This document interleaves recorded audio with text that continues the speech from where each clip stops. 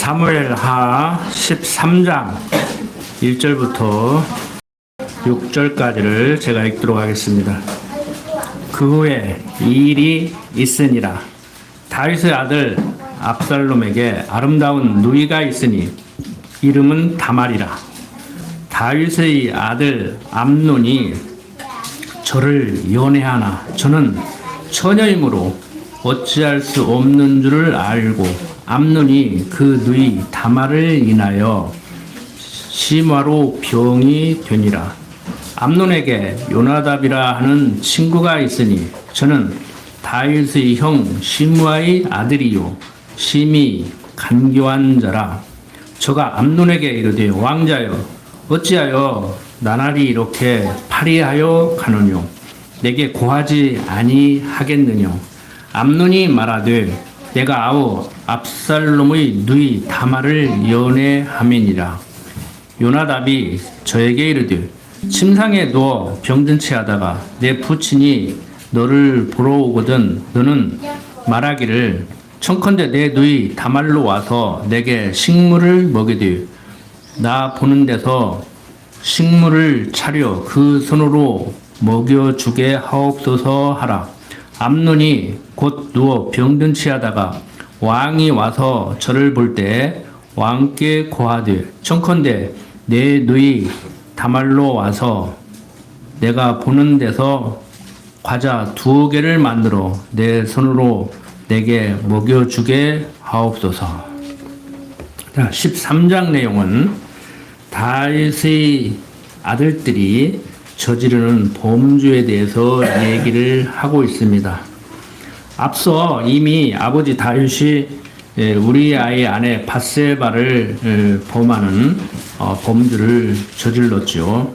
나단 선지자를 통해서 다윗의 잘못을 지적했을 때 어디 그런 사람이 있냐고, 그런 사람은 죽여야 된다고 얘기했는데 알고 보니까 자기를 얘기하고 있는 거였습니다. 하나님께서는 다윗을 사랑하시지만 한 번 약속하면 약속대로 이루시는 하나님께서 다윗을 버리시지는 않지만 당신의 자녀이기 때문에 징계를 하는데 밧세바에게서 태어난 첫째 아들을 죽이고 솔로몬을 태어나게 하는데 참 인간적으로 보면은 족보에서 빼고 싶은 그러한 솔로몬이 다윗의 뒤를 이어서 이스라엘의 왕이 됨을 우리는 이제 앞으로 살펴보게 됩니다. 자, 그런 일 후에 다윗이 군사들을 모아서 랍바성을 쳐서 노략물을 취하는, 그러니까 잘못했음에도 불구하고 징계는 하시지만 끝까지 버리시지 않고 언약대로 다윗 왕국을 번성케 하는 하나님의 섭리를 지난 시간 살펴봤습니다. 이제 그 후에 이런 일이 있으니라. 어떤 일이 있느냐 하면 다윗의 아들 중에 하나인 암논이 누이 다말을 좋아해 가지고 범하는 그런 일이 벌어지는 거예요. 물론 이복 여동생입니다. 이복 누이예요. 한 어머니의 그 남매는 아닌데 이렇게 이복 누이지만 아버지가 같잖아요. 그러니까 지금 오늘을 사는 우리들의 입장에서 보면은 해서는 안 되는 윤리적 도덕적 타락을 지금 가져옵니다. 그 당시에도 성경은 잘한 일이라고 하지는 않고 있습니다. 다윗의 자녀들이 저지르는 범죄라고 얘기를 하고 있습니다. 이렇게 다윗의 아들 암논이 누이 다말을 좋아해서 끙끙대고 있을 때 또 이렇게 부축이죠. 그래서 암논이 이렇게 누이 다말을 범하게 됩니다. 그래서 아버지에게 자기가 병든 채 하면서 아버지한테 다말이 와서 수종 좀 들게 해달라고 이렇게 부탁을 하고 그 계획에 넘어가서 다윗은 허락을 하고 암논이 계획대로 다말과 함께 동침을 하게 됨을 7절부터 14절까지를 통해서 이제 알 수가 있습니다. 다윗이 사람을 그 집으로 보내어 다말에게 이르되 내 오라비 암논의 집으로 가서 저를 위하여 음식을 차리라 한지라.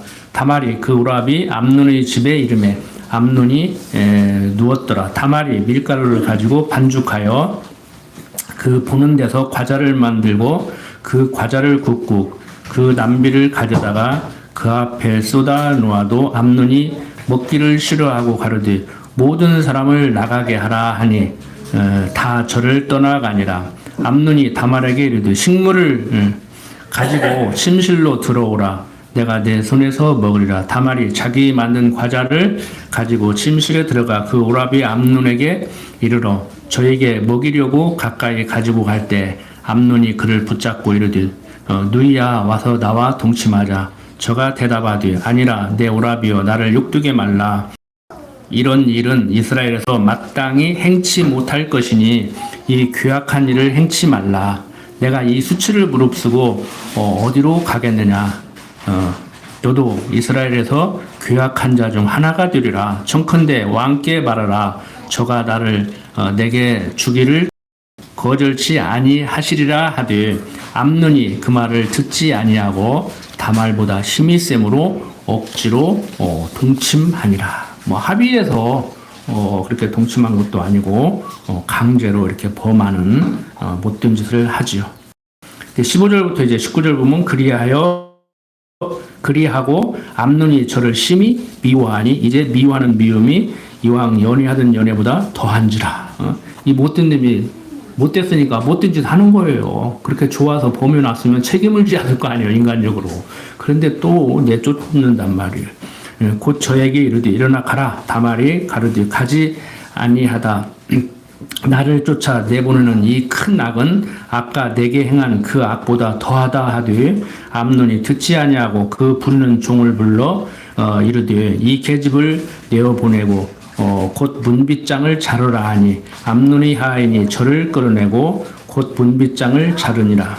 다말이 채색 옷을 입었으니 출가하지 아니한 공주는 이런 옷으로 단장하는 법이라. 다말이 재를 그 머리에 무릅쓰고 그 채색 옷을 찢고 손을 머리 위에 얹고 크게 울며 가니라. 자, 이렇게 암논이 다말과 동침한 후에 그를 미워해서 쫓아내는 이런 악행을 하게 되죠. 계속해서 이제 20절부터 22절 보면 다말을 오라비 압살롬이 위로함으로 다윗이 분노를 하게 됩니다. 그 오라비 압살롬이 저에게 이르되 내 오라비 암논이 너와 함께 있었느냐. 그러나 저는 내 오라비니 누이야 시방은 잠잠히 있고 이것으로 인하여 근심하지 말라. 이에 다말이 그 오라비 압살롬의 집에 있어 처량하게 지내니라. 다윗 왕이 이 모든 일을 듣고 심히 노하니라. 압살롬이 그 누이 다말을 암논이 욕되게 하였으므로 저를 미워하여 시비간에 말하지 아니하리라. 자, 우리 어린 학생들도 있는데 이런 얘기 참 하기가 좀 그래요, 인간적으로. 그런데 성경을 보니까 다윗의 자녀들이 이런 못된 짓을 했다. 언젠가도 말씀드렸죠. 우리나라 지금 근친상간이 심각하답니다. 친남매 간, 자매 간. 지금 언론에서 공개를 못해요. 보도를 못해요. 나라 기강이 흔들려 버리니까. 지금 심각한 문제입니다. 근친상간 문제, 정신질환 문제, 마약 문제. 마약 문제는 이제 나섰어요. 저도 강의를 하고 다녀요, 지금. 그래서 여러분들이 정말 세상이 얼마나 타락해 가는지, 세상의 타락의 모습을 우리는 현장에서 지금 보고 있고, 저는 뭐 그런다고 해서 막아지겠습니까마는 솔직히 용돈도 벌 겸 요즘 열심히 강의를 하고 다니는데 심각해요, 지금 여러분들. 10만 명당 20명이 넘으면 마약 청정국에서 벗어났다고 그러는데 지금 인구가 200만 조금 안 되거든요. 5년 동안 인구가 줄었어요. 오히려 늘어난 것이 아니고 애를 안 나니까. 그런데 5천만 중에 10만 명당 20명이면 몇 명이에요? 10,000명. 이미 16,000명이 넘었다니까. 정부에서 정확히 통계를 못 내는데 경찰청에서 잡은 사람만 조사를 해보니까 누적돼가지고 100만 명이 넘는다는 거예요, 지금. 여러분들 자녀들 신경 쓰십시오. 나는 신경 쓴다. 병원도 함부로 가지 마요. 감기약도 함부로 먹이면 안 돼요. 의사들 믿지 마세요. 작년에 많이 처방해가지고 290명 처벌받았어요, 의사들. 연예인들 다 못된 사람들 같죠? 의사한테 속아가지고 그렇게 한 거예요. 그게 마약인지도 모르고. 여러분들 지금 보통 심각한 게 아닙니다. 교육계에 근무하시는 분들은 어린이집, 유치원, 지금 모든 교육기관 다니면서 지금 강의를 하고 있는 거 다 아실 겁니다. 여러분들 그냥 그러니 하지 말고, 뭐 방법론을 하자는 얘기가 아니고, 뭐 하나님이 하시는 일은 하나님이 하시고, 우리가 할 일은 하자는 얘기도 아닙니다. 뭐 어떻게 되든지 간에 내 할 일은 자녀들을 위해서 최선을 다하는 거예요. 결과는 하나님께 맡기는 거지만, 결과를 하나님께 맡긴다니까 과정적으로 아무것도 하지 말라는 얘기가 아니에요. 원리적인 얘기를 하면은, 명제적인 얘기를 하면은 그것을 방법적으로 듣고 아무것도 할 필요 없겠네 그러더라고요. 그리고 지금 어떤 방법론을 얘기하고 있는데 하나님이 다 하셨는데 그 뭐 얘기하면 뭐돼 또 그래요 사람들이. 그래서 우리들의 그 딜레마가 그거예요. 성경신학을 공부한 사람들의 그 모습이요. 그거예요. 그래도 결국에 하나님을 안다는 사람들이나 모르는 사람들이나, 전통적인 구속사 신학을 한 사람들이나 아는 사람들이나, 성경신학을 공부한 사람들이나 아는 사람들이나 결국에 성경이 말한 대로 자기 소행에 좋은 대로 살고 있다. 여러분들 한번 가만히 생각해 보세요. 나는 신앙적이고 상대는 비신앙적인가? 부부간에 생각해 보고, 부자간에 생각해 보고, 직장에서 같은 기독교인이지만 내가 상관이면은, 상사면은 내 입장에서, 내 밑에 사람 입장에서, 내가 밑에 사람이면은 내 위에 사람 한번 바라보고 나도 한번 바라고, 모든 그 유기적인 연합체 관계 속에서, 유기적인 관계 속에서 한번 스스로를 생각해 보시라고요. 상대를 자꾸 바라보지 말고. 그래서 우리가 참 다윗의 자녀들의 이 타락 문제를 보면서 우리는 지금 여기에서 무엇을 배워야 되는가? 성경이 얘기하는 이 내용이 나하고는 어떻게 적용이 될 수 있겠는가? 그런 생각을 했는데 참 심각해요. 지금 현실 문제예요. 성경 속의 옛날 얘기가 아니고 꾸며낸 얘기도 아니고 역사적 사실이지만 그 당시에 이 역사적 사실이 오늘 사는 우리들에게 어떤 도움이 되겠냔 말이에요. 그러니까 다윗 아들들은 참 못됐구나가 아니고 우리 자식들은 얼마나 못됐는가, 나는 얼마나 못됐는가, 이런 걸 생각해 보자는 것이죠. 자, 23절부터 29절 보면은 오라비 압살롬이 암논을 잔치에 오도록 초청을 해가지고 거기서 죽여버립니다. 자, 지금 수습책이 이렇게 수습을 해야 되느냐 말아야 되느냐의 문제가 아니고 상황만을 보면은 이복 남매지만 이복 누이를 범한 것도 나쁜 일이지만 그것을 해결하는데 또 형제들끼리 또 압살롬이 암논을 잔치에 오라고 해서 쳐 죽여버려요. 그러니까 세상 법으로 윤리로 얘기하면은 근친상간이 살인사건으로 이제 발전을 하는 거예요. 인간적으로 얘기하면은. 심각하죠? 저는 그런 걸 보는 거예요. 야, 우리들이 무엇을 해결하는데 부부간에 뭐 문제가 있다, 부자간에 문제가 있다, 우리 가정에 문제가 있다, 우리 교회 문제가 있다 그러는데 그걸 해결하는데 더 깊은 구렁으로 들어가는 거예요. 잘못 오면은.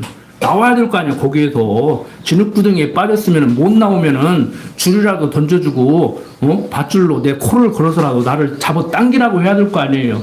자기가 험난한 짓이 겨우야 나는 그냥 진흙탕에 늪으로 빠져들어가면서 상대도 자꾸 같이 죽는 거예요. 여러분들 가만히 한번 생각해 보시라니까. 자기 스스로를, 자기 가정을, 우리 교회를, 사회를 한번 생각해 보시라고.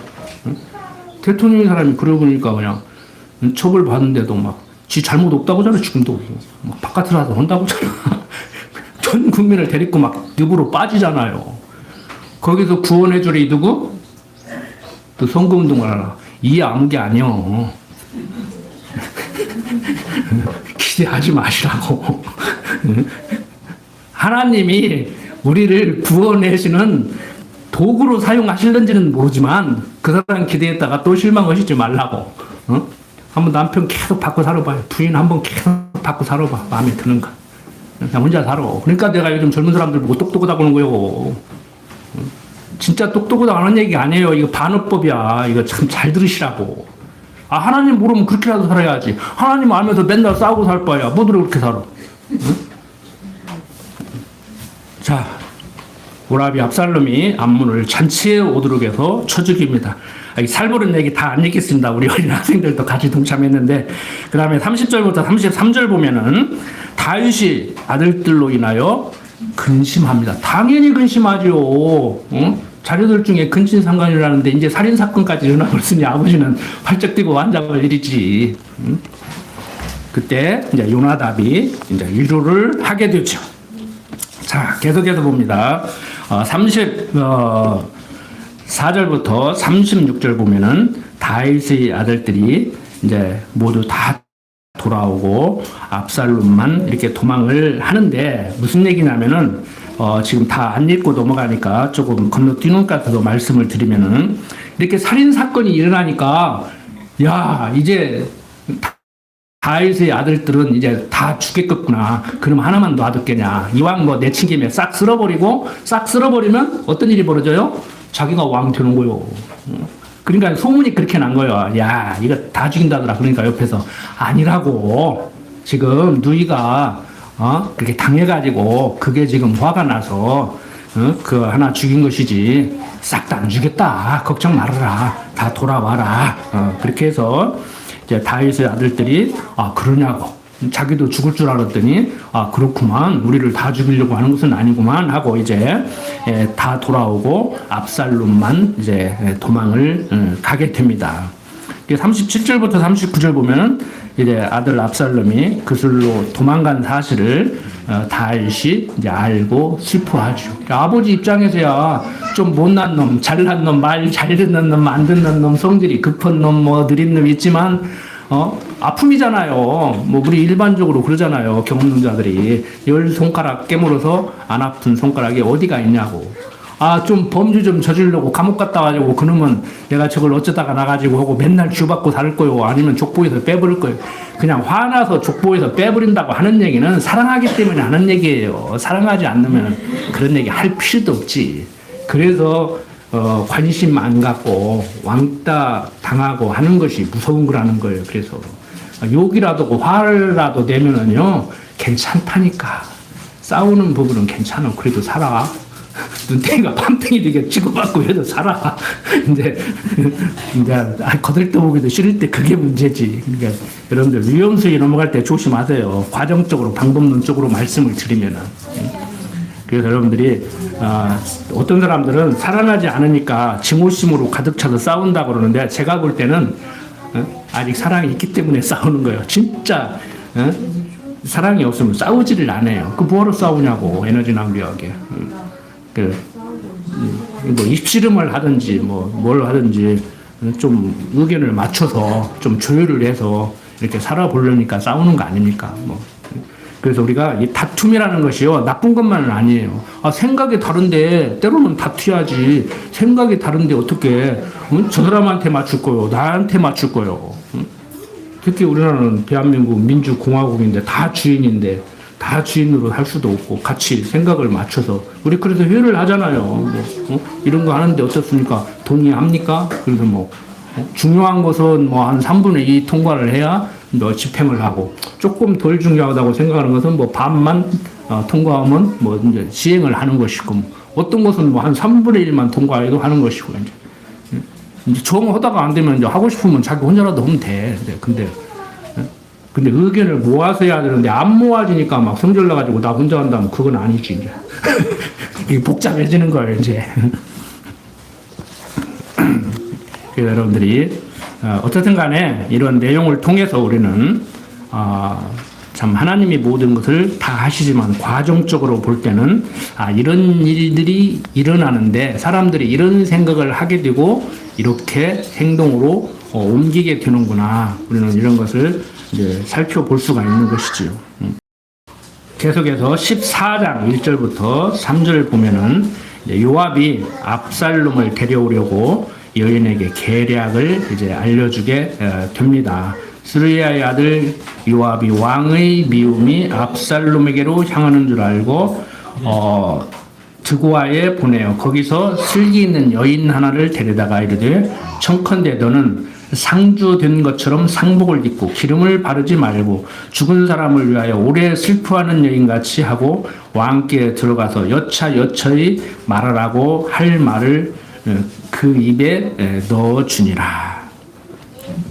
자, 드고아 여인이 왕께 고할 때 얼굴을 땅에 대고 엎드려 가르되 왕이여 도우소서. 왕이 저에게 이르되 무슨 일이냐 대답하되 나는 참 과부니이다. 남편은 죽고 아들 둘이 있더니 저희가 들에서 싸우나 말려줄 사람이 아무도 없으므로 저가 이를 쳐 죽인지라.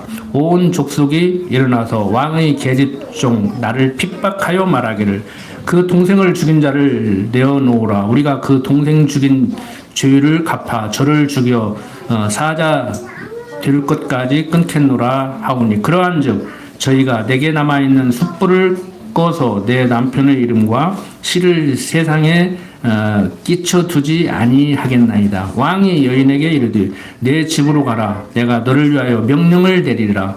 드고아 여인이 왕께 고하되 내 주 왕이여 그 주는 나와 내 아비의 집으로 돌릴 것이니 왕과 왕위는 허물이 없으리이다. 왕이 가로되 누구든지 내게 말하는 자를 내게로 데려오라. 저가 다시는 너를 건드리지도 못하리라. 여인이 가로되 청컨대 왕은 왕의 하나님 여호와를 생각하사 원수 갚는 자로 더 죽이지 못하게 하옵소서. 내 아들을 죽일까 두려워하나이다. 왕이 가로되 여호와의 사심을 가리켜 맹세하노니 내 아들이 머리카락 하나라도 땅에 떨어지지 아니하리라고 얘기를 하죠. 자, 이렇게 슬기 있는 여인은 요압이 말한 대로 다윗과 함께 고하고, 자, 계속해서 12절부터 17절 보면 여인이 압살롬을 돌아오게 하자고 다윗에게 간청을 합니다. 그러니까 자기 처지를 얘기하면서 다윗으로 하여금 생각을 정리하게 했잖아요. 그 다음에 이제 다윗이 생각을 정리했으니까 다윗에게 이제 압살롬을 데려올 수 있도록 이제 그렇게 이제 시야를 이제 열어준 것이지요. 자, 여인이 가로되 청컨대 계집종을 용납하여 한 말씀으로 내 주 왕께 여쭙게 하옵소서. 가로되 말하라. 여인이 가로되 그러면 어찌하여 왕께서 하나님의 백성에게 대하여 이 같은 도모를 하셨나이까? 이 말씀을 하셨으니 왕께서 죄 있는 사람같이 되시면 그 내어 쫓긴 자를 집으로 돌아오게 아니하심이니이다. 우리는 필경 죽으리니 땅에 쏟아진 물을 다시 모으지 못함 같을 것이오나 하나님은 생명을 빼앗지 아니하시고 방책을 베푸사 내어 쫓긴 자로 하나님께 버린 자가 되지 않게 하시나이다.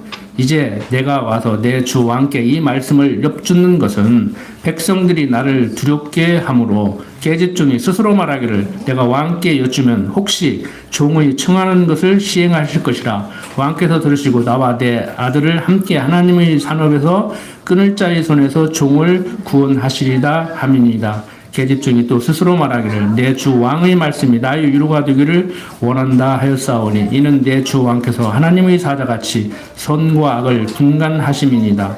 원컨대 왕의 하나님 여호와께서 왕과 같이 계시옵소서. 자, 이렇게 얘기를 하고 18절부터 20절 계속 보면은 왕이 그 여인에게 대답하여 가로되 내가 내게 묻는 것을 숨기지 말라. 여인이 가로되 내 주 왕은 말씀하옵소서. 왕이 가로되 이 모든 일에 요압이 너와 함께 하였느냐? 여인이 대답하여 가로되 내 주 왕의 사심을 가리켜 맹세하옵나니 무릇 내 주 왕의 말씀을 좌로나 우로나 옮길 자가 없으리이다. 왕의 종 요압이 내게 명하였고 저가 이 모든 말을 왕의 계집종의 입에 넣어 주었사오니 이는 왕의 종 요압이 이 일의 형편을 변하려 하여 이렇게 함이니이다. 내 주 왕의 지혜는 하나님의 사자의 지혜와 같아서 땅에 있는 일을 다 아시나이다 하니라. 이렇게 얘기를 하니까 왕이 요압에게 이르되 내가 이 일을 허락하였으니 가서 소년 압살롬을 데려오라. 요압이 땅에 엎드려 절하고 왕을 위하여 복을 빌고 가로되 내 주 왕이여 종의 구함을 허락하시니 종이 왕 앞에서 은혜 받은 줄을 오늘날 아나이다 하고 일어나 그슬로 가서 압살롬을 데리고 예루살렘으로 오니 왕이 가로되 저를 그 집으로 물러가게 하고 내 얼굴을 보지 말게 하라 하매 압살롬이 자기 집으로 가고 왕의 얼굴을 보지 못하니라. 자, 이렇게 지금 다윗 왕가에서 엄청난 비극이 일어났죠. 다윗 아들들이 참 오늘 사는 우리들의 입장에서도 범해서는 안 되는 이런 무서운 범죄를 저질렀습니다. 그럼에도 불구하고 하나님께서는 이 다윗의 가문을 보호하시는 이러한 놀라운 섭리를 하십니다.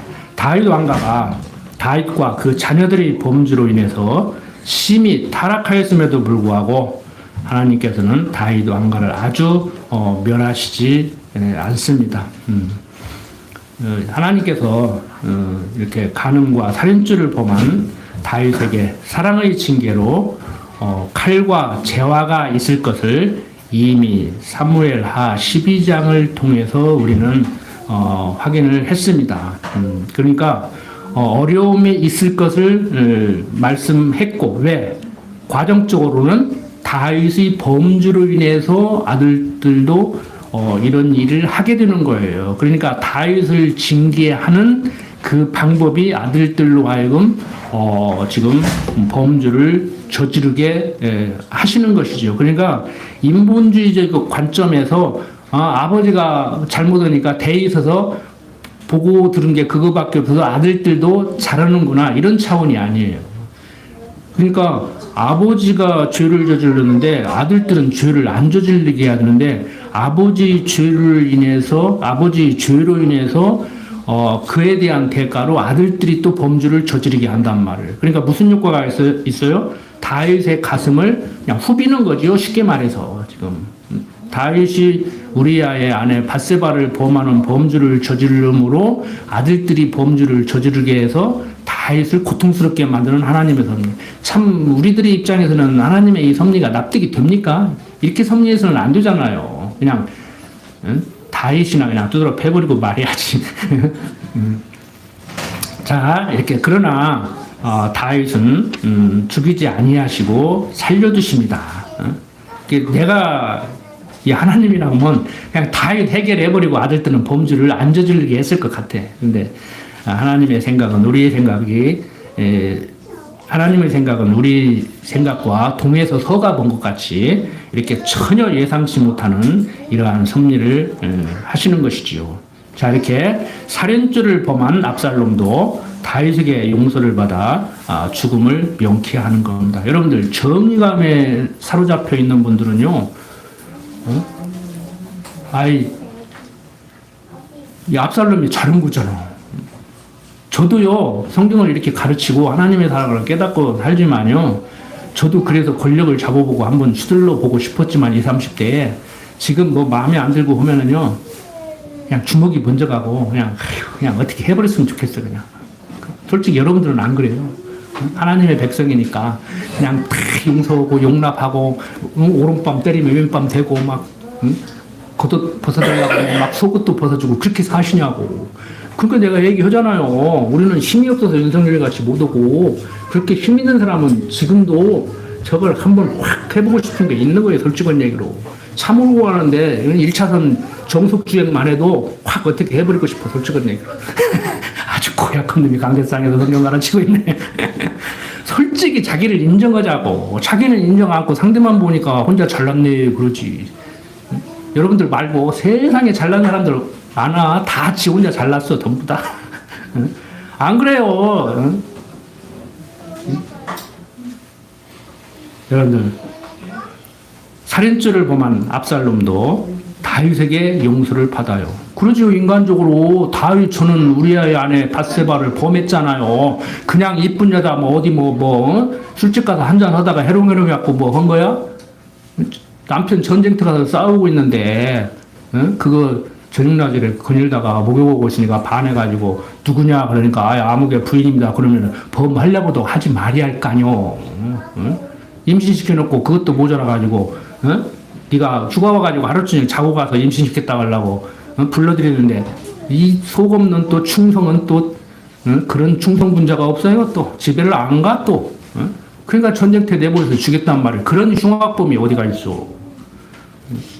그런데 아들들이 범죄 좀 했다고. 이복 남매끼리 간음 좀 했다고.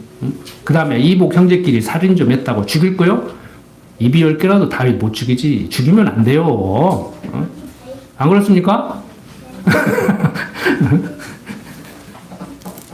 자, 이 모든 것은 이스라엘 열조에게 세우신 언약대로 다윗 왕국을 보호하신다는 하나님의 섭리 가운데 이런 일들이 벌어지는 거예요. 그러니까 오늘 배운 이 내용에서 우리가 확실히 기억해야 될 것은 잘못했음에도 불구하고 하나님은 언약대로 주신 하나님이기 때문에 그 언약 때문에 보호하신다. 이렇게 얘기하면 사람들이 그런다니까. 잘못해도 되겠구나. 잘못하라고. 그냥 잘못하십시오. 뭐 잘못하고 살아라 해서 잘못하고 잘못하고 살지 말라 해서 잘못 안 씁니까? 착하게 살아라는 얘기는 태어나면서부터 우리에게 착하지. 그냥 엄마 젖발고 포만 가면서 잠만 잘 자도 우리에게는 착하디야. 잠 안 자고 막 돌아다니면 안 착하고. 그런 거요? 일찍 9시 되기 전에 자라고 하는데 자면 착한 것이고 10시, 11시 돼도 안 자고 엄마 같이 놀아오면 안 착한 거요? 에너지를 그렇게 충만하게 낳지를 말고 비실비실 맨날 그냥 잠이나 자고 병원이나 맨날 들쳐오고 다니게 그렇게 나놓지. 병 들어가지고 비실비실하게 나누면은 힘이 없으니까 맨날 잠만 잘 거 아니오.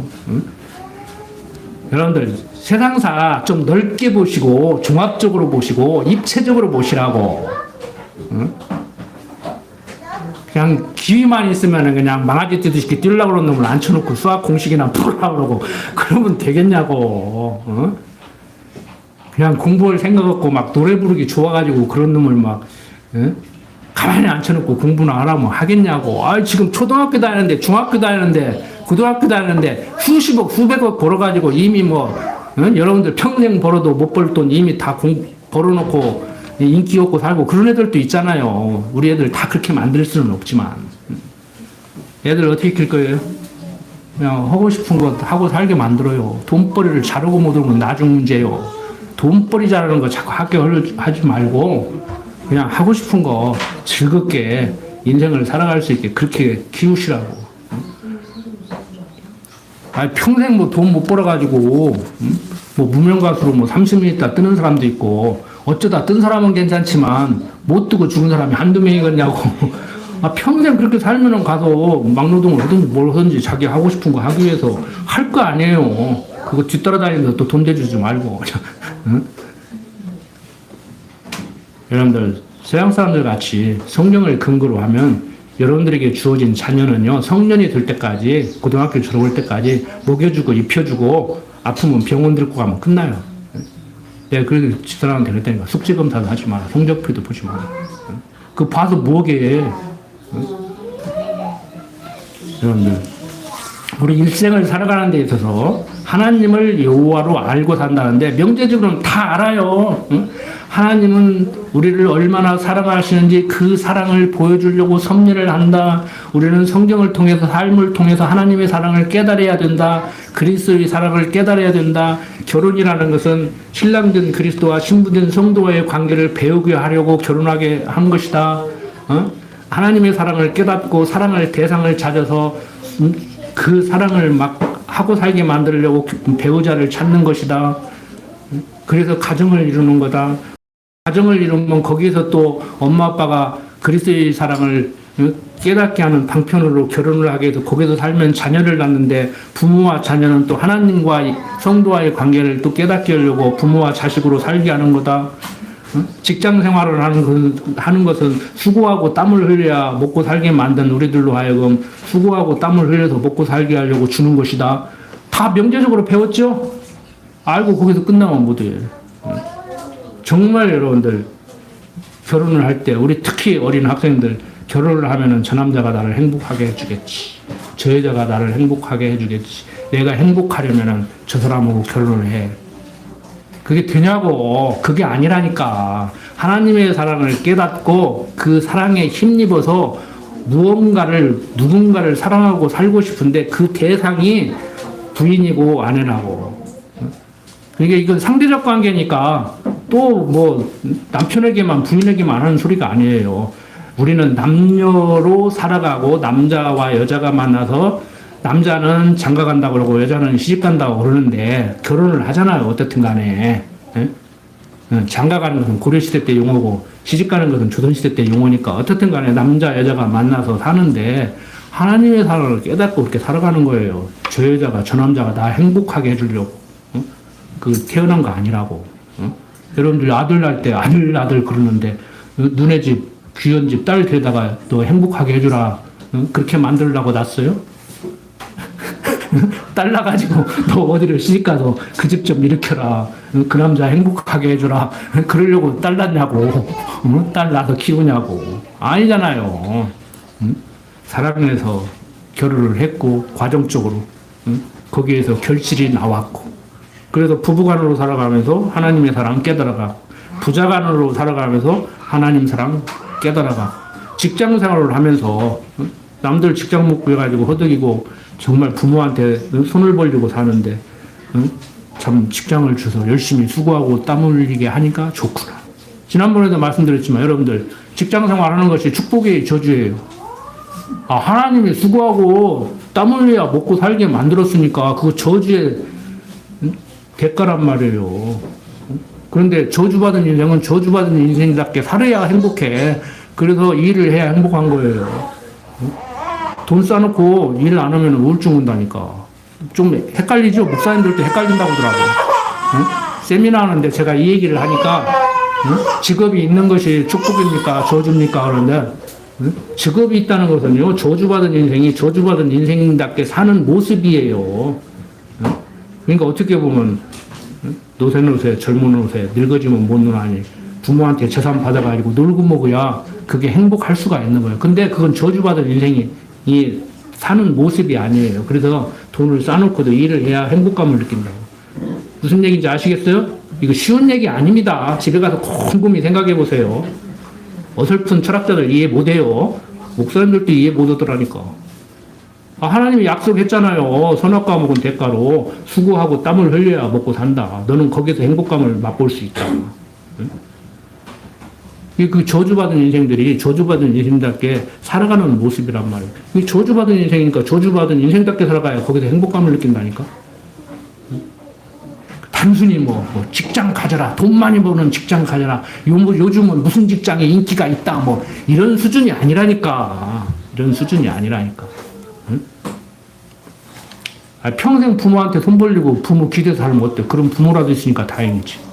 그러고 싶어도 그런 부모가 없어서 못 사는데. 평생 자녀 뒷바라지 하고 살면 어때? 뒷바라지 할 돈이나 있으니까 행복하지. 안 그래요? 돈 꿔주고 뛰었다고 하는데, 돈 꿔주고 뛸 돈이라도 있으니까 얼마나 행복해? 나는 꿔줄 돈도 없는데. 해석하기 나름이라니까. 여러분들 해석 잘 하십시오. 해석이 잘못되니까 가정이 문제가 되고 교회가 문제가 되고 사유가 문제가 되는 거예요. 그러니까 이번에 그 재판관이 따끔하게 한마디 하잖아. 너 아무 일도 안 일어났다고 그러는데 너는 지금 사고 쳤는데 국민들이 아무것도 안 했잖아. 너 헛소리 좀 하지 마. 나가 그러잖아. 너는 파면 그러잖아. 여러분들도 파면 당하고 싶어? 부인이 남편 보고 너는 파면, 남편이 부인 보고 너는 파면, 교인들이 목사 보고 너는 파면, 목사는 교인들 보고 너는 파면, 그러고 살고 싶냐고요. 우리는 세상 정치도 배웠지만 민주주의라는 것이 이런 것이구나 하고 세계 만방의 한국 민주주의의 수준을 뚝 그냥 떨어진 것 같은 모습을 보였지만 또 딱 올려놨잖아요. 근데 우리는 그걸 통해서 거기서 끝내는 게 아니고 우리 신앙 수준을 이제 여기서 높이는 거죠. 우리는 세상 정치인들이 경험을 통해서 깨달은 그거보다도 하나님의 사랑을 깨닫고 사는 사람은 어떤 생각과 행동을 해야 되는 것이 이게 정상적인 사고구나. 이런 걸 생각을 하는 거예요. 그러니까 저 자신이 그런다니까 내가 얼마나 성경을 가르치면서도 내 스스로가 가만히 생각해 보니까 내가 말한 거대로 배치가 돼. 저도 지금도 막 손절도 내고 운전하면서도 좀 110km 도로에서 100km 놓고 1차선 가면 나 주얼도 못 이기면 성질 난다니까. 막 뒤 가서 받아버리고 싶다니까. 응? 우리 딸이 난리여. 같이 못하고 다녔다고. 군산으로 빨리 이사 가냐. 이렇게 다닐 바야 빨리 이사 가냐. 언제 죽을지 모르겠다고. 여러분들, 제가 이 못난 소리를 왜 하느냐면은 좀 제가 그러듯이 여러분들도 같이 항상 그런 걸 느껴야 좀 사는 맛이 난단 말이에요. 자, 요한복음 15장 13절부터 27절까지 읽고 마치겠습니다.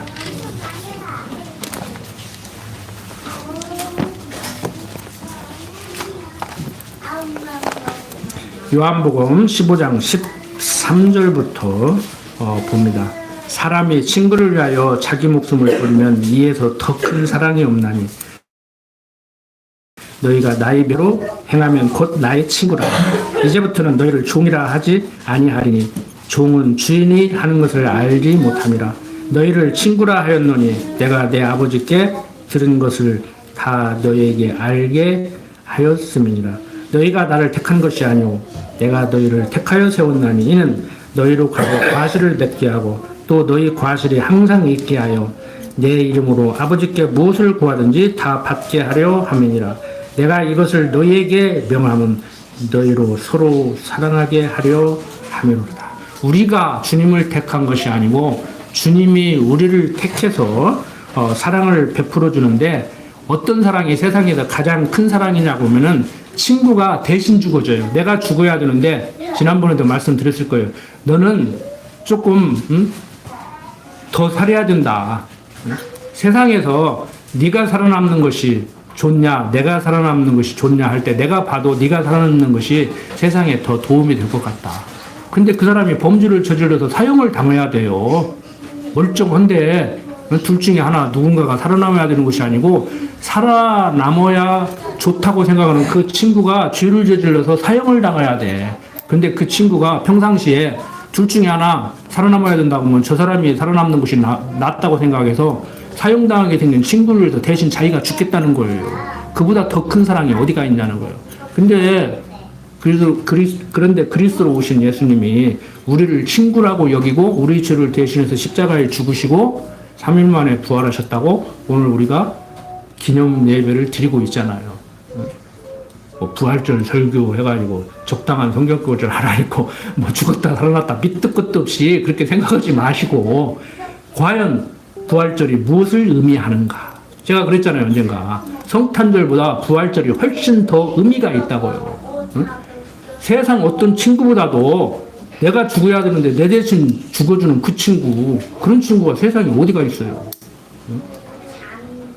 옛날 돈 받고 군대도 갔다고 그러는데, 돈 받고 권장도 대신 맞았다고 그러는데, 조선시대에 목숨을 대신 죽어주신 주님, 그걸 우리가 기념하는 것이죠. 그러니까 여러분들이 병든 자라야 의사가 필요하듯이, 자기 깨끗하다고 하는 사람들은요, 말은 하나님 믿는다고 예수 그리스도의 은총을 믿는다고 그러는데, 내가 볼 때는 거짓말 같아요. 지금 죄를 졌느냐 안 졌느냐, 져야 되느냐 말해야 되느냐, 죄 용서 받아야 되느냐 받지 않아도 되느냐가 문제가 아니고, 정말 자기가 아픈데 어떻게 병원을 안 가고, 배고픈데 어떻게 음식을 안 먹어요. 배고픈데 음식이 있는데 안 먹으면 병든 거지. 거짓말을 했든지. 안 그렇습니까? 아픈데 의사가 있는데 그 의사한테 가면 치료를 받아서 나을 수 있는데 안 가는 것은 안 아프든지 그 의사를 못 믿는 거 아닙니까? 우리 신앙을 좀 오늘 부활절을 맞이해서 한번 점검을 하자고요. 맨날 하는 공부 군옥교만 2, 3년만 다니면 성경 다 할 건데. 안 그렇습니까? 기도드립시다. 아버지 하나님, 되어져가는 모든 일들, 하나님이 당신이 여호와심을 알게 하기 위해서 하는 섭리임에도 불구하고 우리가 하나님을 지식적으로는 배워가고 있지만 주어진 삶 속에서 하나님을 제대로 이해하지 못하고 자기 소행에 좋은 대로 행하며 살아가는 경우가 종종 있습니다. 그때마다 말씀 생각나게 하셔서 오직 하나님이 여호와 되심을, 예수가 그리스도 되심을 생각하고 살아가게 하여 주시옵소서. 부족한 종 예수님 이름으로 기도드립니다. 아멘.